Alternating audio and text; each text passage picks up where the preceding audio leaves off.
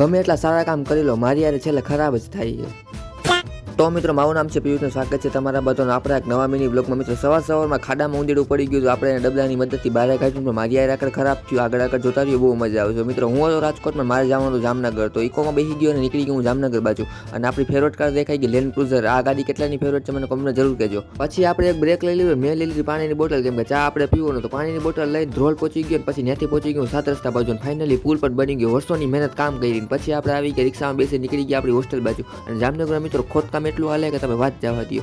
પછી મિત્રો તમારો ભાઈ આવી ગયો કાનો માલધારી, ત્યાંથી આપણે ખાઈ લીધો મસાલો ખાઈને મિત્રો હું જતો હતો હોસ્ટેલે, પર રસ્તામાં આપણું ટાયર પંચર થઈ ગયું. ટાયર જોઈ રહ્યું તો ખબર પડી કે ટાયર બદલવું જ પડશે. પછી તમારા ભાઈ એક નિર્ણય લઈ લીધો કે હવે ટાયર બદલવું જ પડશે, ટાયર બદલી નાખીએ. પછી જરાય આપણે વાર લગાડતા નહીં, ટાયરનું કહી દીધું કે ટાયર તમે બદલી નાખો. હું આવી ગયો નાસ્તો કરવા માટે. નાસ્તામાં તો વડાપાવ અને છાશનો નાસ્તો કરી લીધો. અને પછી તમારો ભાઈ આવી ગયો ટાયર જોવા માટે.